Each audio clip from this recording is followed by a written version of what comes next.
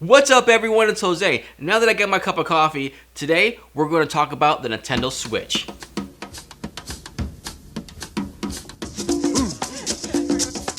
Please allow me to introduce myself.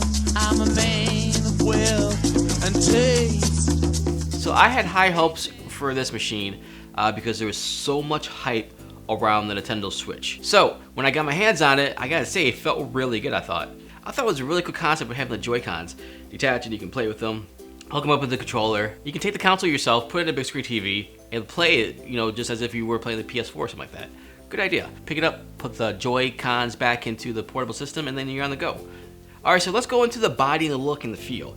Sturdy, robust. This baby, they put a lot of time and thought on how this design was going to play out, and it feels really good. The screen looks awesome.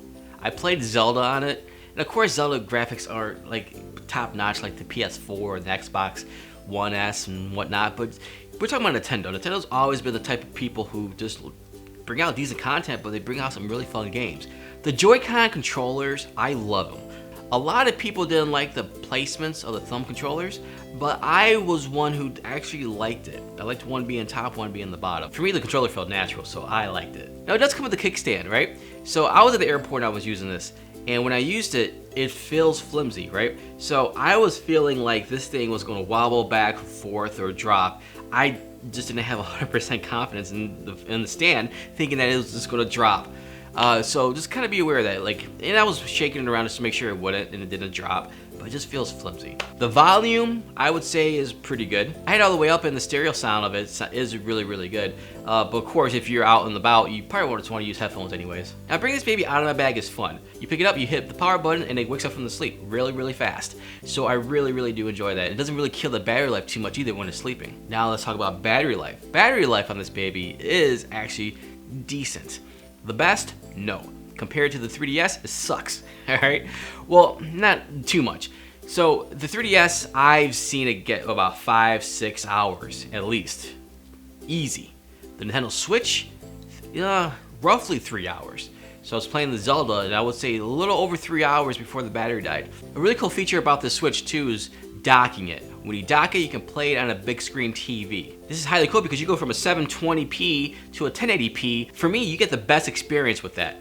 It's a big screen, you can play good, you can see everything. The downside though is actually when you lift it and use it as a portable system, from the big screen down to this portable system, it's a little hard to bear. And the reason why is because you got this big screen TV and then you go down to this really portable one and you feel like I can't see anything. That's just me though. But that's my quirk though. It's a beautiful system, it's a beautiful screen. It also comes with a controller, and the thing I love about this is that you actually can take the Joy-Cons off, right? You can either play with them in your hands or attach them to an included controller, and literally you can play like an Xbox controller, PS4 controller, and either you play portably still, or you can hook up to the TV and play it that way. So I think that's a very cool feature. Playing games on it, I played Zelda Breath of the Wild. When I first played this game, I thought it was unbelievable.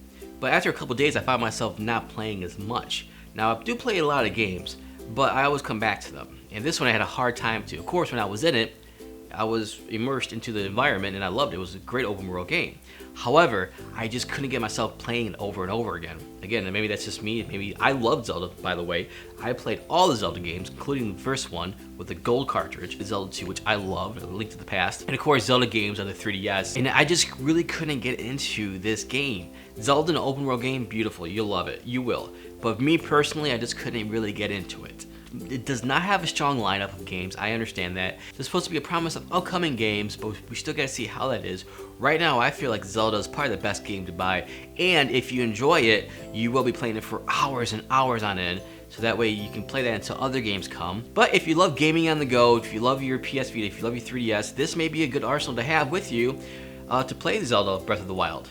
But you gotta think about it, $300. If you already have a PS Vita, if you already have a 3DS, do you want to shell out another $300 for this portable Switch? Well, that's it for me, guys. I hope this video was a little helpful for you guys. But that's just my thoughts and opinions on this console. I'm not being paid by anybody for this. This is just my experience with it. Am I going to keep it? No. Should you buy it? Maybe, if you really like these kind of things. It was fun, but it's not going to be the first thing I grab when I go travel. Anyways, I hope you guys liked the video. Leave a thumbs up if you did. Leave your comments below about any questions you have about it. Other than that, guys, I'm gonna grab my coffee and get on out of here. See you guys in the next video.